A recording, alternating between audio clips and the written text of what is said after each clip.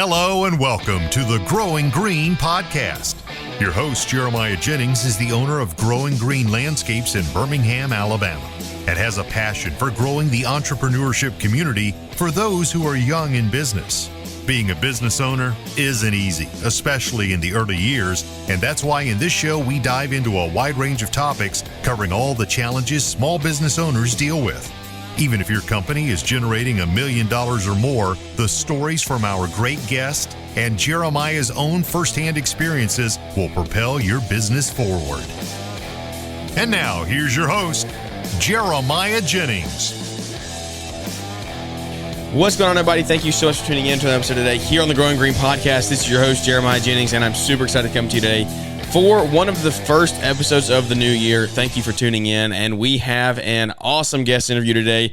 We have Mike Pletz with How to Hardscape coming to join us, and we got to meet for literally probably about 45 seconds at Equip Expo this year, H&A for you, and we got to just say hey mid-conversation. I was talking to Weston, and glad to put a name to a face finally, because we followed each other on social for a while, but we never got to meet in person. So got to do that, and then we just said, hey man, we got to catch up, got to get on a podcast and kind of hear more about what you got going on up there in Canada. And so I think you might actually be our first Canadian guest. I think. Really? Yeah. Wow. I don't think I've had anybody on from Canada. So welcome to the show, man. How's it going? Well, Jeremiah, thanks for having me on the show, man. Yeah, that was a very brief moment that we got to meet there, and I was expecting your long, flowing hair there. I couldn't even recognize you. Not that I had anything to go off of much, but other than your hair. Yeah, man. I let that hair go. I've been getting all my memories. So like, you know, your camera roll will give you like 1 year memories or whatever. And I've been getting all those memories from a year and a half ago of when my hair was so long, and I forgot what that was even like. I mean, I let it get long, but I cut it off short and decided to keep it short for a while. So I don't know. I might let it go again one day though. It's probably better in the heat, no? To cut it off? Yeah, it is a little better in the heat. The heat never really bothered me. It was just, it was fine anywhere that I could wear a hat. But when I couldn't wear a hat, if I was going to church or somewhere dressing up, and I couldn't get away with wearing a hat, styling it was no fun. So I always tell people I gained a lot of new respect for women in that time in my life, because washing that hair was not fun either. I bet. When women say like, I only wash my hair once or twice a week. When I had short hair, I was like, are you kidding me? Like, why would you do that? I wash my hair every time I take a shower. And after having hair like that, I'm like, yeah, I see it. Like once every 3 days. Yeah, I'm rocking with that, because it was a lot. So, and mine wasn't even near as long as half of theirs. So I definitely understand. But yeah, the hair was a short phase. But yeah, we got to meet up, man. It was cool getting to meet you up there. Did you have a good trip? Was it a success for y'all? Yeah, it was great. Actually, I decided, when did it start? On a Tuesday? I decided on Sunday that I was going. So no way. Yeah, things kind of came together pretty quick. My wife and I hopped in the car with our 2 dogs, booked an Airbnb, and we're on our way. It was a 9-hour drive, but it was awesome, man. Oh, that's not even that bad. Time. I thought it was. No, man, that's not bad at all. I thought it was further than that. 4 hours of it is even just driving through Canada just to get to the border. So yeah, it wasn't bad at all. So what part of Canada are you in? I'm in Toronto, Ontario here. Okay. I don't know if that helps you put. I mean, I know the name that sticks out to me. So are you a Raptors fan? Am I a Raptors fan? I'm a Raptors fan when they do well, I guess. Okay. When Kawhi was there, you were a Raptors fan? Absolutely. We got to see the parade. That was great. Yeah. That's when I'm a Raptors fan, when they're winning. Let's see. Y'all don't have football. They don't have Canadian. Oh, so we have Canadian football. Yeah, but you don't have an NFL team up there. We don't have an NFL team. No, we got our one MLB team for the entire country. Well, I guess same with the Raptors. So we've got like one Canadian team. What is Canada's team? MLB is what? Is that Blue Jays? Toronto? Yeah. Yep. Are they any good? Blue Jays. They are supposed to be good, but they're underperforming. And then they were supposed to pick up like a big prospect, or not a prospect, but like one of the biggest names in baseball was kind of through. But then I think LA picked him up. That was a big yeah, that's the one, right? Oh my goodness, yeah. If they were going to pick him up, they were going to shell out some cash. He got paid a bag. Yeah, I think they were just using Toronto as like a bargaining chip, right? Yeah. But it kind of, once Torontonians get a pick of, somebody big's coming to the city, it goes nuts. Yeah. But the fans don't want to pony up the money to get in there is the thing. That's the problem. Actually, our owner would, I Really? betcha. Yeah, he started like the biggest, what is it? Rogers. It's like cell phones, internet, all that stuff. Really? And they've pretty much got a monopoly on that in Canada. So he's got plenty of money. Yeah, and I'm sure he wants to see another Toronto finals. So yeah. I bet he would pony the money up. I think he signed a contract for literally like $800 or $900 million.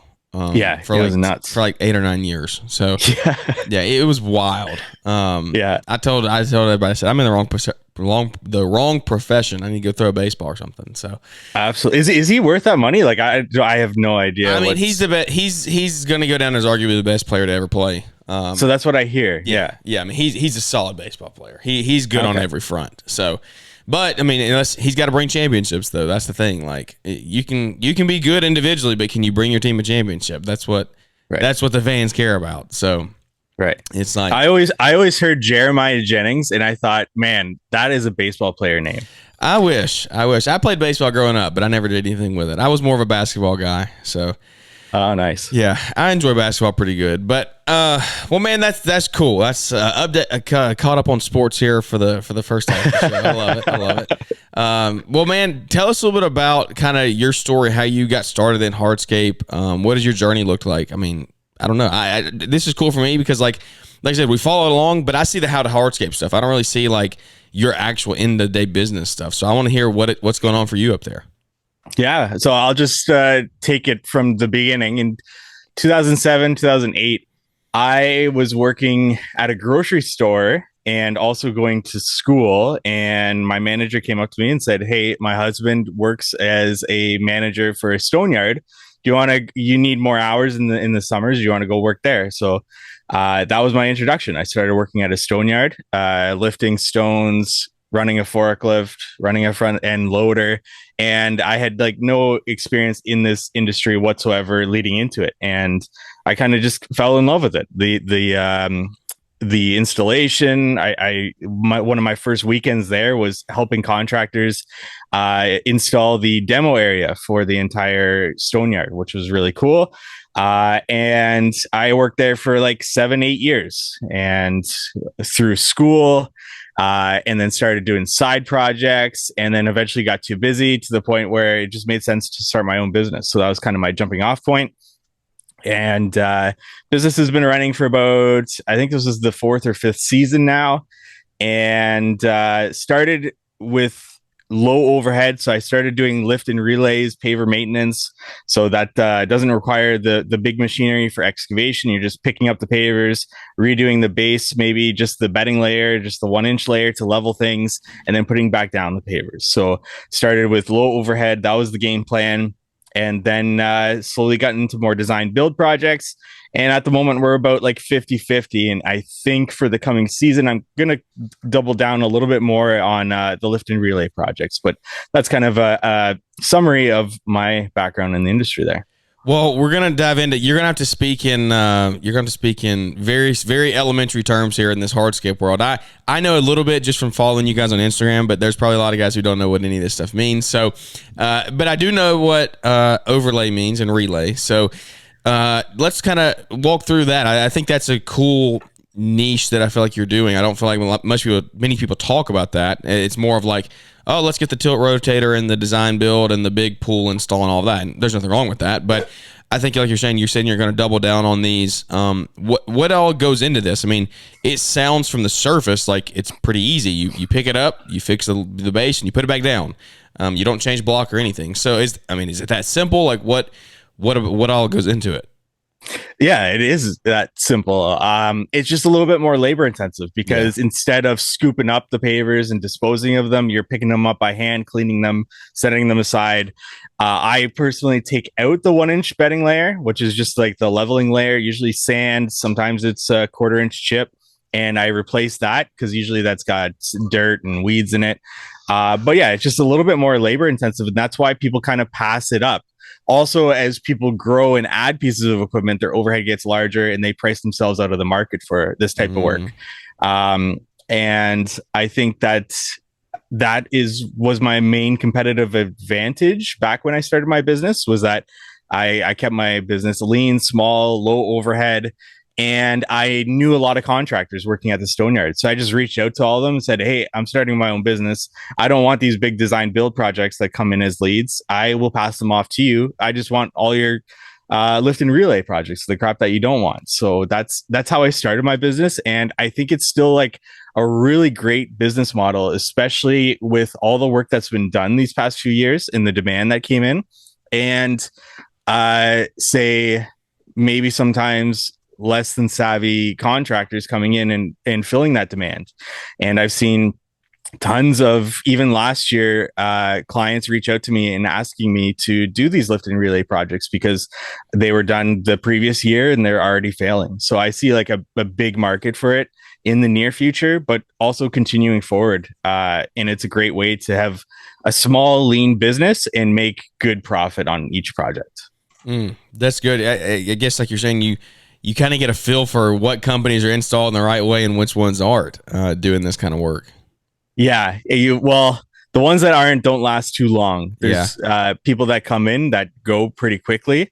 But the ones that are wanting to do good work and provide that quality of service for their clients, they're the ones that kind of stick around a little bit longer and you get to know them a little bit better. So even on the ones that are installed correctly, what is a typical lifespan on a patio like that before you do have to go in and at least repair some divots or whatever, like drops in the base or whatever? Well, it all depends. I mean, like good compaction of the subsoil. We use a fabric to separate the subsoil from our base material. We use GeoGrid. It's like a mesh that goes in between the base material to be able to stabilize the base material. And like we haven't seen, knock on wood, major failures. And I've been installing like side projects since 2013, and even going back to those projects, they still look great. Wow. But there's still things that can happen for sure, like with your subsoil settling, especially with new builds. That would be a big thing. That subsoil settling eventually, especially around the foundation. That's where major failures come from. But for example, I do a lot of lift and relay work in a certain area, and their driveways are about 15 years old and they're showing signs of rutting. But I also know that contractor didn't use a soil separator, a fabric, or a GeoGrid in the base material and things like that. So it varies. It's a tough question to answer to give you like a solid, this is what it is. Yeah, but if done correctly, you get a pretty good lifespan out of it. Oh, for sure. Yeah. And then the good thing about pavers is that you can lift them up, re-level, and put them back down, right? Yeah. And you can do those individually. Like, right? If you like have just a small area, you can go in and do that. Absolutely. That's cool, man. Well, you do some design build. What does that look like for you? Have you kind of taught yourself that stuff? What kind of equipment do you have? Things like that. Yeah. So design build, I taught myself, I guess, for sure. My designs are not anything amazing. I'm more of a simplistic two-tone, get a contrasting border to the interior, maybe do an inlay. I'm more of a simple style when it comes to that. And design build, how did I get into that? Just as projects came in as leads, you would get like lift and relay. You get known for that. So that's kind of the leads that came from other contractors or vendors that you do business with. But you'd still get those leads that came in that were looking for a new patio. So I kind of built up that portfolio as I went. But that mostly started with the side projects. And I was able to use that portfolio, do some Facebook ads, get more of that work in. And going into what was like 2020, a big boom in our industry, I wanted to get more and more of that design build work. But I also wanted to leverage the lift and relay work because material shortages were coming down the line and I wanted to not have any pockets in my schedule. So I kind of balanced those two and continue to balance those two because of that. That being said, my passion is more in the design build work. But the business model of lift and relay has me kind of holding on to that and wanting to scale that because it's definitely an easier to scale business for sure So that's kind of where my mindset's at. You mentioned equipment. I solely just rent. So really, that's cool. Yeah, I have all the smaller stuff that you would need, a couple compactors, saws, all that basic stuff. But when it comes to like a mini skid and that, I service quite a large area, and it's mostly because in my personal situation, we don't have like a defined space location that we're going to be living for the long term. Okay. So until we figure that out, where I started my business is actually about an hour away, and that's where most of my word of mouth clients come from. So I still service that hour away area as well as everything towards me. So it's quite a large area. So I want to have that flexibility of not having to know where I'm going to put my piece of equipment for the weekend or between projects, anything like that. So I just get equipment dropped off to me and picked up. Even when it comes to disposal, I get bins dropped in the driveway and they do that for me. So yeah, it's probably a more unique business model than what people are used to in the hardscape space, but that's just how I operate there. No, that's interesting. Do you catch flack from anybody about the whole renting versus buying thing? Oh, I'm sure. Yeah, I get the odd message, and I'm sure people think differently about that. But there's just like it wouldn't make sense any other way, given my personal situation as well as I guess business wise and my own headaches with what I've got going on with not just my landscaping business, but outside of that, how to hardscape and all that I'm doing there. That I don't want to be spending time fixing a piece of equipment that goes down in the evening. I want to be wash my hands clean of that, call the rental company, say the equipment's giving me some troubles, I needed to fix it, and come home and have still 4 hours that I can work on in the evening instead of, figuring out what's going on with the machine, which I'm not a mechanic and I have no idea how to get into that. All I know is hardscaping. So I don't want to do anything that's out of my specialty, I guess. I think you're hitting on something there that a lot of guys overlook is that downtime, the repair cost and time involved there is like, if you're not mechanically inclined, I kind of see where you're coming from on the rental side, because if something goes down, like you take it back to them and you let them fix it, or they send out a rep to fix it on site. And so I think what that boils down to is how good of a rental yard do you have? What kind of access do you have to that? We don't have anything like that near us that gives us good availability.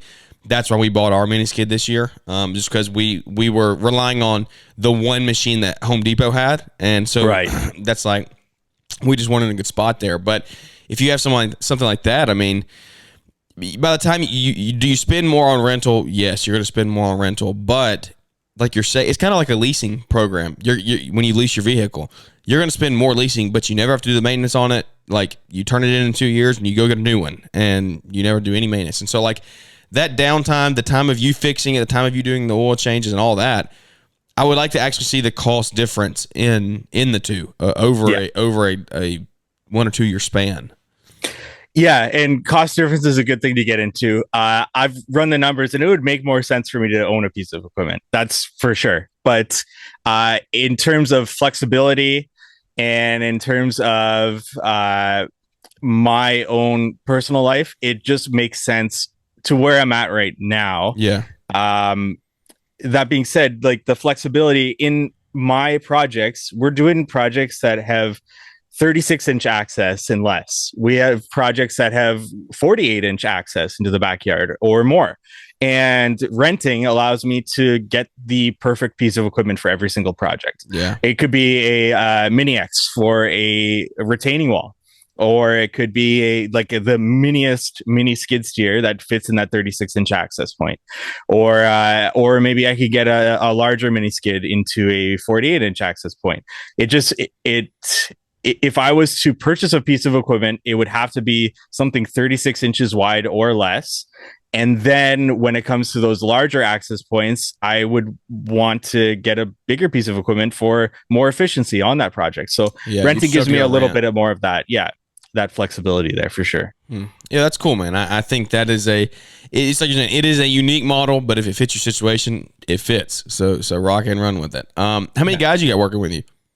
I had 2 part-time this past year, And that's always been a difficult point for me, is the hiring, for sure. Yeah. What are you trying to, what is the goal? The goal is to, once I have a defined location, to really hire and have at least one crew do that lift and relay work and use that as a training ground for a design build crew. So maybe 2 crews at least, but to have those 2 different divisions, because lift and relay is a great way to introduce people to how to screed, how to get something nice and level, and how to just like the basics. Yeah. And then that design build is more my passion area. So whether it's I have 2 different businesses and I scale the lift and relay business, or I have 2 different crews and one is a training ground for the design build crew, that's kind of where my mindset's at with that.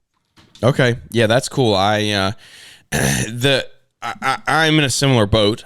We've had guys, we had full-time guys this year, but I haven't found that key player. I haven't found that one that is just going to like take our business to a new level. And so what have been your struggles? Like, do you mind sharing with anybody? Because I think that's a huge pain point that a lot of guys are dealing with, is employees and finding the right people. Well, once again, my situation is a bit more unique, whereas I not only need the employee to have a valid driver's license, which can sometimes be difficult. Oh, yeah. But they also have to be willing and able to drive large areas, right? Even upwards of an hour and a half in some cases, and with traffic and all that, especially living in Toronto. It's very difficult to find that specific employee. So I think, once again, very unique situation where I need people to be flexible to what I'm doing, essentially. Okay. Yeah, I get that. That's tough to find. Yeah, it is. You got to find that right person that just fits the mold perfectly. But yeah, you just keep on searching and trying to better yourself, and I think it will come down the road. So that's really cool, man. Well, you got anything? What else you got? Well, I was just gonna say, like, personally, I love being in the field right now, and I love building things, and that's where my passion lies. Until that kind of changes, I'm not in a huge rush to find, like you said, that number 2 person, or that person that's really going to take my business to the next level, right? Because right now, what that would look like for me is somebody in the office. And I know eventually I'm going to want to be more in the office as my body shows more and more signs of wear and tear. Yeah. And so I think I've got like a few more years of being in the field and building things that I think are cool before I really double down on what the future of the business looks like there. Yeah, man. Enjoy it while you can. I totally see that. So that's awesome, man. Well, it sounds like you had a really cool thing going on. I didn't realize you'd only been in business 4 or 5 years. So that's really cool. We're kind of on that same timeline. This is our 5th year in business. So we're just wrapping up year 5. So that is awesome. I think that's cool to hear. You're getting to that like pivotal, make it or break it point. A lot of guys don't make it to year 5, but you still got year 5 to 10. Those are going to be some tough ones too. And so we're working through that right now as well. I'm excited to keep up with you and follow along on that journey some more on the actual business. But tell us a little bit about How to Hardscape. What have you got here? I mean, you got a podcast. You're doing 2 podcasts right now. Like, what else do you have going on? Yeah, How to Hardscape, I started in 2019. It was just like a logical way to interview people, not only for myself to get more business background knowledge as I started my business, but to also get that out there. Like, a podcast just makes sense for contractors. Have an earbud in your ear while you're working or on the drive to the job site. It actually started with the website earlier in that year, so we were doing like articles and stuff like that. And the podcast came after that, the Instagram and all that, just like an educational platform more so for contractors. And then I started a YouTube channel. So if you are more interested in my personal business, it's I Am a Hardscaper there. So 2 different delineations of How to Hardscape is more community based. I Am a Hardscaper if you want to see what I do as a business owner. And then you mentioned the other podcast, the Not Our Finest Hour. That's with Paver King and the Landscape Daddy. We do that once a week.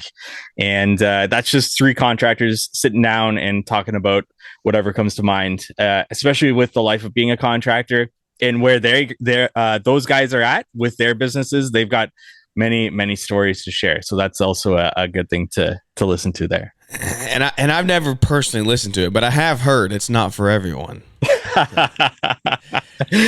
That is Caleb Almond there, a famous quote that we reference quite a bit. Dude, every time I see that intro that y'all made, that is one of, I cry. That is one of the funniest things I've ever seen in my life. Did you do all that editing? I put that together. That was my original piece of music. My voice throughout it. Yeah, I put that together. Freaking hilarious, dude. If y'all I think Caleb took it from us. Yeah, exactly. He took it from y'all. If y'all haven't heard that, where is that on? Is that on the Instagram page? Yeah, there. It's on the Instagram page there somewhere. It is. Yeah. You got to go listen to it, guys. So what they did, a little rundown, is you took the Kid Contractor Podcast intro and then just like cut out words and put "Not Our Finest Hour" in there, and it was funny. Should we play it? Should we play it on the air? Can we do that? Will we get copyrighted for that? Well, I think you have to ask Mr. Producer. I don't know if not that he might be the original producer of that piece of music, but I don't think he would care. If I gotta find it though, I'll never find it on here. Y'all post too much. Y'all maybe I can content creators. Maybe I can send it to you really quick here. I don't know how. If it, I wanted to see if it would pull up really fast. It's all good. All right. If you want to listen to it, guys, go check out the Not Our Finest Hour Instagram page, and it will brighten up your day for sure. If you are in the dark in the dooms because it's wintertime and it's cold outside and it's gloomy, this will put a smile on your face. So, well, man, that's been it's been really cool getting to catch up and kind of dive into some of your stories some more. If people want to hear more about what you got going on, I mean, you said go to I Am Hardscaper. Is that more of like a documented thing of like what you're doing? I think you said like more of your business stuff. Yeah, I'm a Hardscaper is more like, I started it to put installation videos out there so that I can use those videos in my proposals, kind of set myself apart when I'm sending a proposal to a client to show them my face and exactly how I construct a project. That was the main goal of it. And, but that became more and more helpful to people kind of watching. And now it's kind of evolved more and more to just like my daily life as a business owner, especially this year. I'm going to double down on that because there's only so many installation videos that you can put out there before it gets repetitive. And that's kind of the YouTube channel there. I Am a Hardscaper. The world of documentation is such a cool thing. I'm a big fan of that. Because you're saying, it doubles. People can go watch it and learn from it, but then you also get to show off to your customer. And I think there's a lot of value in that. I think one thing that we're going to try to do in our future is like with training courses and things, just like for our employees, is just document what we're doing in the field. And what does it do? It teaches guys in one 30, 45-second video on like a property, hey, this is what we do here, and it streamlines the process of me having to be there to show them. And so I think that guys aren't using video documentation the way they should, and photo documentation as well. How key is that for you and your business? As like, do you take a ton of before and after pictures as of these projects? Because my question is like, how does a warranty situation work on these relays? Because like, you're not obviously not warranting any of the block or anything. You're strictly just doing like the base of the project. So how does that, I mean, is photo and video documentation huge for you? For sure. And just like riffing off that, I tell everybody, just film everything that you do, not only for, like you said, documentation if the client ever comes back to you, but also for you yourself in the future. You never know what you might use that footage for, whether it's starting a YouTube channel and using that as B-roll, or that is training. I've also created training resources because one of the biggest things on exit interviews with employees has been, hey, I just wish I kind of came into this knowing exactly what we're getting into. So we actually created training resources for that and a software to go along with that for business owners. And the goal with that is to scale it to be able to create a training and onboarding resource and a path forward for employees in your business that you can show them, hey, if you do ABC, you'll get to this point in the business and so on there. So like I tell everybody, just film whatever you do. In terms of warranty for lift and relay work, we present 3 different packages for lift and relays when we are talking to a client. We do the basic package would be lifting the pavers, removing that 1-inch bedding layer, putting a new 1-inch bedding layer down, putting them back, polymeric sand, done. The second package would be reusing the pavers still and excavating the base and doing a new entire base, putting the pavers back down and polymeric sand, done. And then the third one would be like a redo everything, new product, everything like that. Okay. It just helps the clients see like do we go the more economical route? Are our pavers still nice? Do we like them? But also provide an upsell of that. This is what it would look like if we redid the entire project. Which option do you think you see the most of? The first one for sure, especially when it's like a lift and relay, somebody reaches out to you. But a lot of times they mostly ask like, so what would it cost us if we redid everything? The second package nobody ever goes for. Really? But it's just like you know what, this is because at that point when you're redoing the base but reusing the pavers, all they're saving is like a $5 square foot charge for those pavers, which is nothing much, right? So it's just there to show them, hey, this is the option if we redid the base, and we provide you a warranty, because option A doesn't provide you a warranty, but option B does provide you a warranty. But hey, if you spend $5 a square foot more, we'll give you a brand new project and our warranty. Yeah, because by that point you've got everything torn out. You're already gonna have to lay things down. So all they're paying for is just the cost of the new block, essentially. Plus exactly your markup and stuff. So that's cool, man. Well, I think you did send this through. So I wanna let's do the outro here, and then we're gonna end with this intro song and let everybody go out on a good note. But where can everybody find you at, buddy, if they want to catch up with you more and hear more about what you got going on? How to Hardscape. I'm a hardscaper wherever you want to go, whether that's community based or my own business based. You can find everything there. All right, guys. Well, Mike, thank you so much for coming on to the show today and joining us. I appreciate it. Hopefully you have a great 2024 and go into the year strong. I know you will. When do y'all usually start back up your season? Usually sometime like mid-April lately. Okay. Usually mid-April to late April we get going. Awesome, man. Well, keep it strong over the winter here, and I look forward to catching up with you definitely over social, and then hopefully again next year at Equip. But guys, go check out Mike if you want to hear more about I'm a Hardscaper and how to Hardscape, and go check out the podcast they have going there. But without any further ado, you're about to hear the greatest intro of all time as we use it as an outro. So thanks for tuning in, guys, and we look forward to catching up with everybody here on the next one. Intro music for us here, guys. Let's hear this music. Are you guys ready?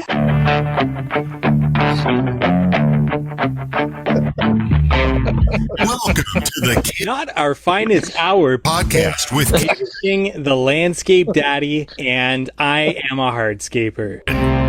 On this show, we talk shit. Your host, King, the Landscape Daddy, runs a successful 7-figure business and has over 20 years in the industry. The kid has learned some valuable lessons he wants to share with you. The principles discussed will energize and empower you to crush your goals.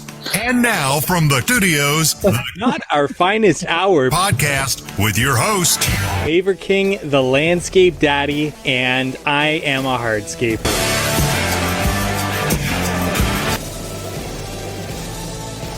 Thanks for tuning in to the Growing Green podcast. It is an honor to have you listening, and we hope you receive valuable advice to help take your business to the next level. Don't forget to follow the podcast so you'll be notified when our next episode drops.